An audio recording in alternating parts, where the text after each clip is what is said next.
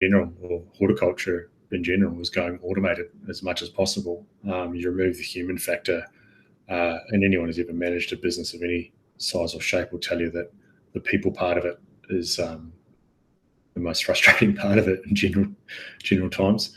But you reduce down, a lot of security costs that come with it as well. If you're not having to get security clearances for 300 people, and but you're doing it for 30 people instead, the fixed wage cost comes down.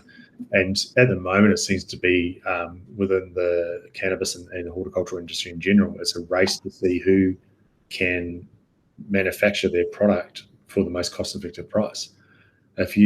When cannabis started up and became kind of a regulated industry, it was a bit like any other industry that suddenly found its feet and went for it. The overheads no one really gave too much of a crap about, because they're just making more money than they knew what to do with.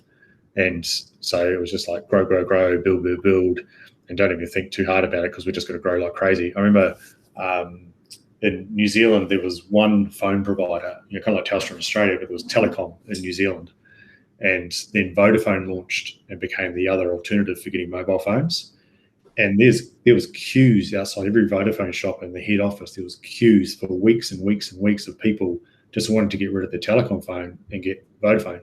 And so their culture was just like, go as fast as you possibly can and sign up as many people as you can, and don't worry about how much money we're spending, because there's so much money coming in. And then they sort of went and hit, equal market share, or close to equal market share, and they had to change the entire culture, entire setup of their business.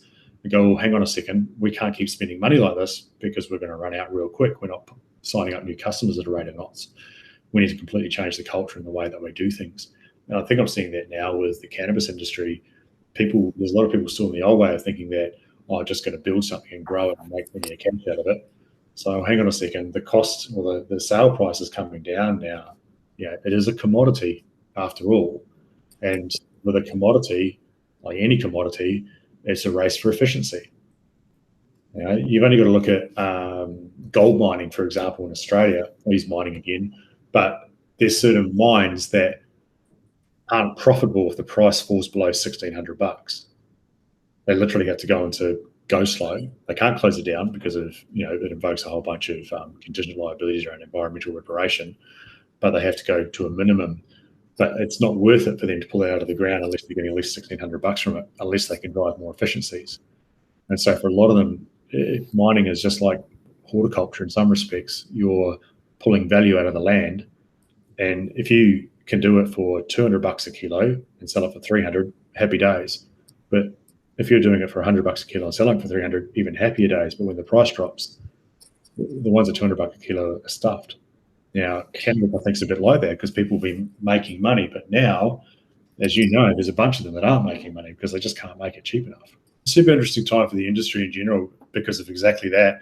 You've got a lot of cashed up new players coming to the market, and every single one of them are looking at how they, rather than just build and grow, they're looking at how do we build something that's super efficient. And so their advantage is they're going to spend $100 million on building a farm. They're all looking at automation, how they can keep their OPEX as low as possible. CapEx is not going to be too much different to one that was built 5 years ago. But the one 5 years ago, they're 100 million deep on CapEx, but they're totally inefficient. And so they're committed. They're deep. They've still got another 10, 15 years to, realize the return on the CapEx they've done. So they're handcuffed into the older ways of doing things, if you like. And I think we'll see a lot more new ones start up and go automated, and a lot of the older ones that started up 5, 10 years ago without the technology overlay, or they've tried to develop the technology themselves, in which case they're going to be behind the 8 ball anyway, and they're going to go under. The other benefit about using an external tech company is we go and we talk to this grower and this grower and this grower and this grower, and we get information back and forth between every single one. And so here we're able to take all the learnings from all of them and combine it into our own tech. You build a better piece of technology than anyone else sitting in in isolation can never possibly build.